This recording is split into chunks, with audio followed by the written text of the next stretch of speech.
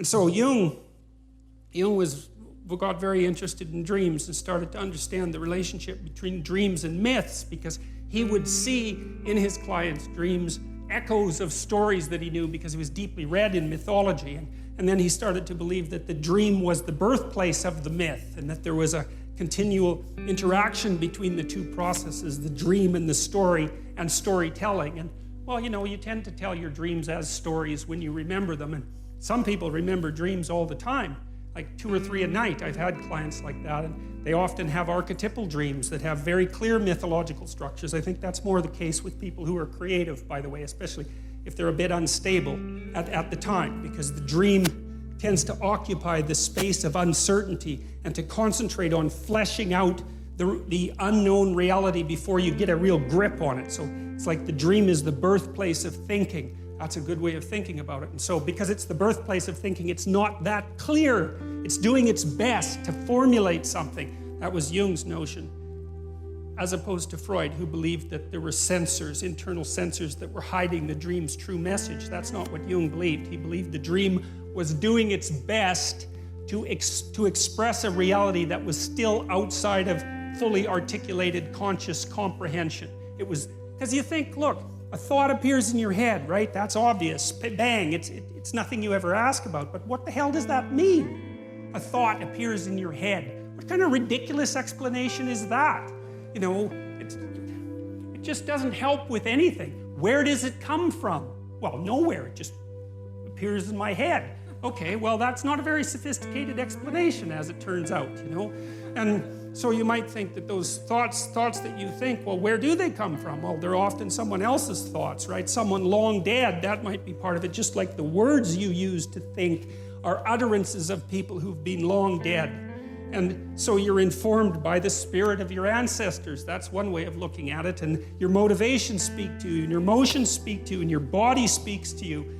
And it all does all that, at least in part, through the dream. And the dream is the birthplace of the fully articulated idea. They don't just come from nowhere fully fledged, right? They have a developmental origin, and God only knows how lengthy that origin is. Even to say something like, I am conscious, that's taken... Chimpanzees don't say that. It's been 7 million years since we broke from chimpanzees, something like that from the common ancestor. They have no articulated knowledge at all. They have very little self-representation in some sense, and very little self-consciousness. And that's not the case with us at all. And we had to painstakingly figure all of this out during that, 7 million year voyage. And I think some of that's represented and captured in some sense in these ancient stories, which I believe were part of, especially the oldest stories in Genesis, which is the stories we're going to start with, that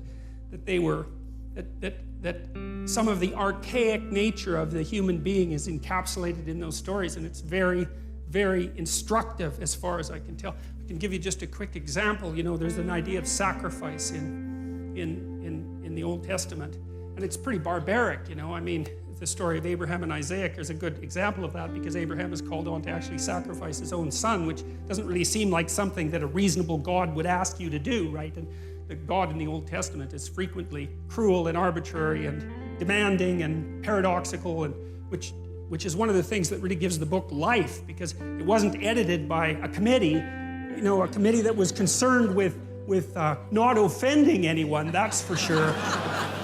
So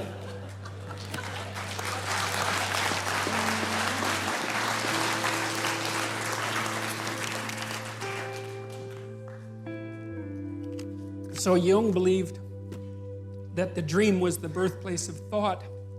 And I've been extending that idea because one of the things I wondered about deeply was, you have a dream and then someone interprets it. And you can argue about whether or not an interpretation is valid, just like you can argue about whether your interpretation of a novel or movie is valid, right? It's a very difficult thing to determine with any degree of accuracy, which accounts in part for the postmodern critique. But my observation has been that people will present a dream, and sometimes we can extract out real useful information from it that the person didn't appear to know. No, and they get a flash of insight, and to me that's a marker that we've stumbled on something that unites part of that person that wasn't united before. It pulls things together, which is often what a good story will do, or sometimes a good theory. You know, things snap together for you, and there's a little light goes on, and that's one of the markers that I've used for accuracy in dreams. And I know in my own family, when I was first married, you know, I'd have fights with my wife, arguments about this and that, and I'm fairly hot-headed, and so I'd get all puffed up and, you know, agitated about whatever we were arguing about, and she'd go to sleep, which was really annoying, you know, so annoying, because I couldn't sleep, right? I was like chewing off my fingernails, and she'd be like sleeping peacefully beside me. It's like maddening. So, but often she'd have a dream, you know, and then the next morning she'd discuss it with me, and then we could unravel what was at the bottom of our argument, and that was unbelievably useful, even though it was extraordinarily aggravating. So you know, I was convinced by Jung. It looked to me like his ideas about the relationship between dreams and mythology and drama and literature made sense to me, and the relationship between that and art. I know this native carver, he's a Kwakwaka'wakw guy. He's carved a bunch of wooden sculptures, totem poles, and masks that I have in my house. And he's a very interesting person, not literate, not particularly literate, and really still steeped in this ancient 13,000-year-old tradition. He's an original language speaker. And the fact that he isn't literate has sort of left him with the mind of someone who's pre-literate. And pre-literate people aren't stupid, they're just not literate, so their brains are organized differently in many ways. And I've asked him about his intuition for his carvings, and he's told me that he dreams, like you've seen the Haida masks, you know what they look like. Well, his people are closely related to the Haida, so it's the same kind of style.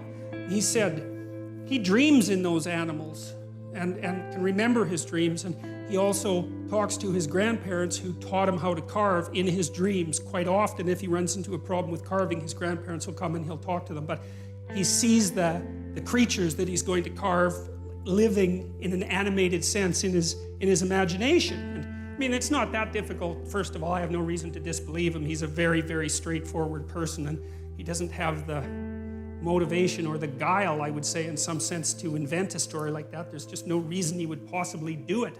I don't think he's told that many people about it. He thinks it's kind of crazy, you know. He said when he was a kid, he thought he was insane because he'd had those dreams all the time about these creatures and so forth. And so it wasn't something he was trumpeting.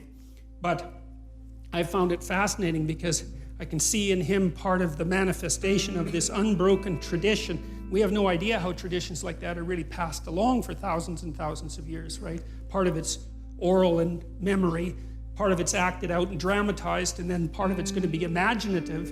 And people who aren't literate, they store information quite differently than we do. We don't remember anything. It's all written down in books, right? But if you're from an oral culture, especially if you're trained in that way, you have all of that information at hand, both so you can speak it, you can tell the stories, and you really know them. And you know, modern people don't really know what that's like anymore. I doubt if there's more than maybe 2 of you in the audience that could spout from memory like a 30-line poem. You know, and poetry was written so that people could do that.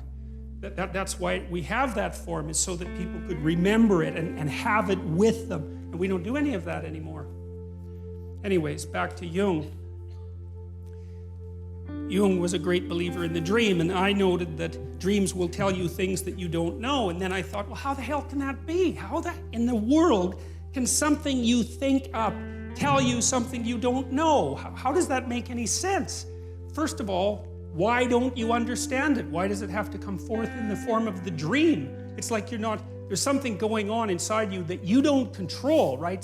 The dream happens to you just like life happens to you. I mean, there is the odd lucid dreamer who can, you know, apply a certain amount of conscious control, but most of the time you're laying there asleep and this crazy complicated world manifests itself inside you, and you don't know how. You can't do it when you're awake.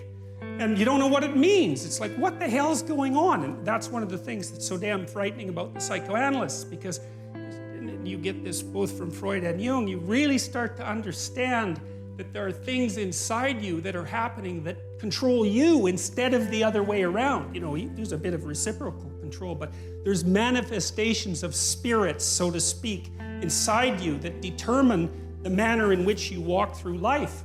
And you don't control it. And what does? Is it random? You know, there are people who have claimed that dreams are merely the consequence of random neuronal firing, which is a theory I think is absolutely absurd because there's nothing random about dreams. You know, they're very, very structured and very, very complex, and they're not like snow on a television screen or static on a radio. Like, those things are complicated. And then also I've seen so often that people have very coherent dreams that have a perfect narrative structure. Now, they're fully developed in some sense, and so that just doesn't, that theory just doesn't go anywhere with me. I just can't see that as useful at all.